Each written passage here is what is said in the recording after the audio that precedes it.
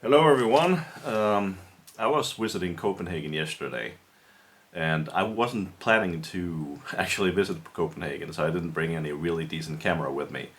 But I have some footage that I can show you from a really old telephone I brought with me. Because my new telephone is broken, I only had a 640 x 480 pixel camera to bring with me.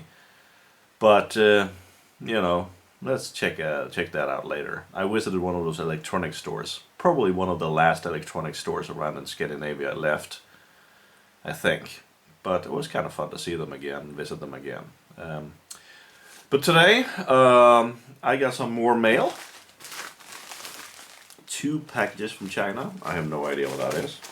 I also checked out the Bait branded Cortex M3 processor board that I got yesterday, no, 2 days ago, and it works just fine.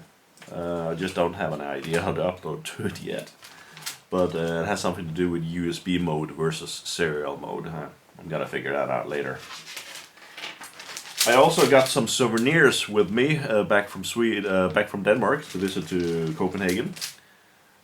This is a so-called fluorescent cold cathode fluorescent light. It's a tube, small thin tube. You can find them in older flat screen televisions. And lo and behold, I got 50 of them. Can you believe that? 50 of these. And I got it from the same electronics store I visited yesterday in Denmark.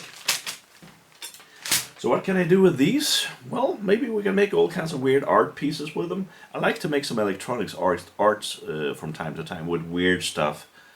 And I got these for only $6 for 50 pieces. I googled YouTube. I went onto YouTube. No, what am I saying? I mean eBay. Just to find out what these cost. They sell roughly 50 of them for almost 2,000 Swedish kroner. So that was something of a bargain. $6, huh?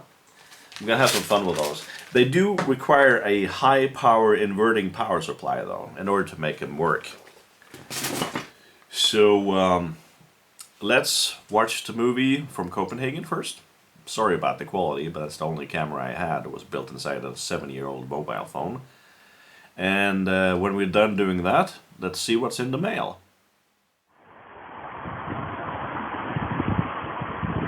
This is the old electronics store that used to be here for many, many years in Copenhagen. It was owned by a guy who went by the name Thomas Brink.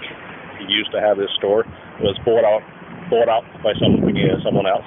But they used to have components, and they used to be, I actually think it's the only one left. I'm not sure they have components anymore, but we can go in and see if they do. Let's ask them to see if they do still carry components. Hi guys, you're on the video just to understand it. Are you guys still selling components and stuff like that? Wow, they do. They still do. Do you remember when you took over for Thomas Brink? Well, I wasn't employed there, but... Okay, but it was a long time ago, right? Yeah, I can't remember the exact year. We have some employees who still work. I'll go with it later. But let's take a look.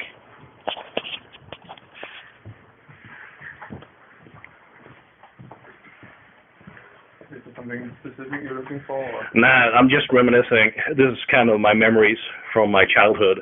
I used to live here in Copenhagen for a long time ago. In the old time, all these used to be over by the front desk. Oh yeah, I remember that. They used to be all over the place, actually. Yeah. I remember this. Changed around 8 or 6 times. Cool, a 3D printer. Is this the wrap or something? It's a element. Yeah. Okay. How much?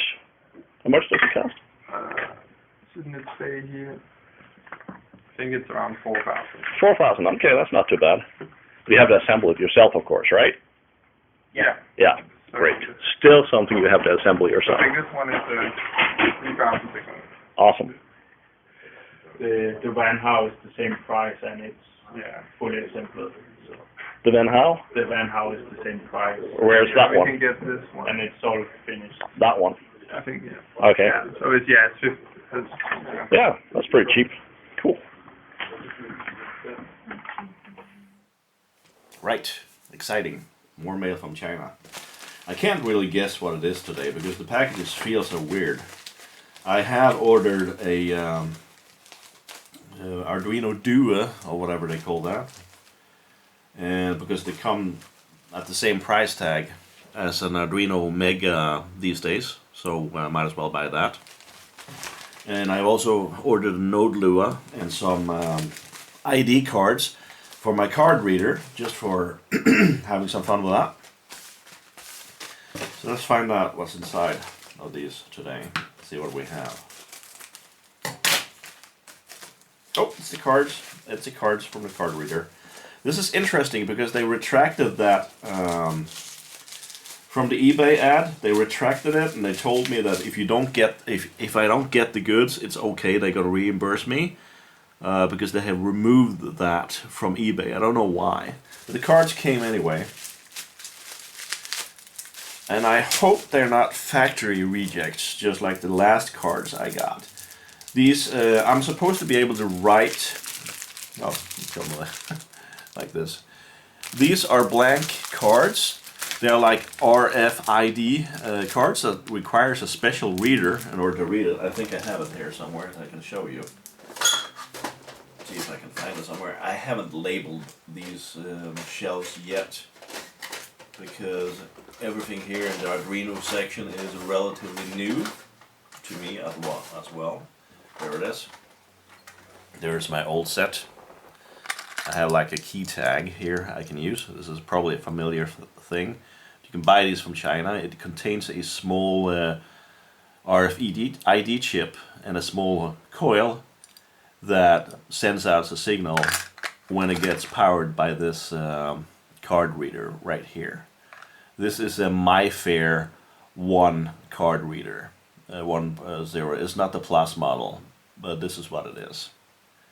And it can be used relatively easy with a library. And it came with a so-called blank card. It turns out the card wasn't blank at all. And that's because the card itself was blank, but the ID section, you couldn't rename the ID or name the ID because it was locked or something. And I'm hoping these are clear so I can just do that instead. So I can rewrite, make some experiments with these. This is fun stuff. Use it for a door opener in my house or something like that, just for fun. Alright, let's see what we got here. I'm guessing this is the Duo, but it could be the Node Lua as well. And for those people out there who doesn't know what I'm talking about, this is of course microcontrollers we're talking about here. Microcontrollers you can use to control robotics. You can build your own house alarm system, home alarm system. You can build water irrigation systems and everything else you want to build with these things. You can control them and they're relatively easy to use. It's almost like programming in BASIC. It's kind of a mid thing between C++ and BASIC. It's kind of interesting. They've hidden the framework to make it really easy. Oh, it's the Duo! Yes, yes, yes. Great. I've been waiting for that for the longest time. It took a month to arrive. Sometimes it takes a really long time to arrive from China. Check this out. This is the Duo. It's even branded. Okay, they've branded it. Wow. I did not see that coming at all, actually. But they have branded it. But it's a copy, I can assure you of that, because it's really cheap. I think I paid $10 or something like that for it, which is roughly the same as I paid for the Mega. I have a Mega here with a shield on it. Let's take that shield off. Shown you that before. This is the Mega one. And you can see the size of the processors here are a little bit big in comparison to the old Mega. They have roughly the same amounts of I/O ports as far as I know. But the Duo is more exciting because it's a 32-bit processor and has a heck of a lot more speed that it packs than the Mega. So yeah, instead of just bending over for the camera every single time, I'm just going to do this. So I'm going to be programming those just to find out and see if they're fun to play with, of course. And maybe I'll get back to you on that one. But until next time, see ya.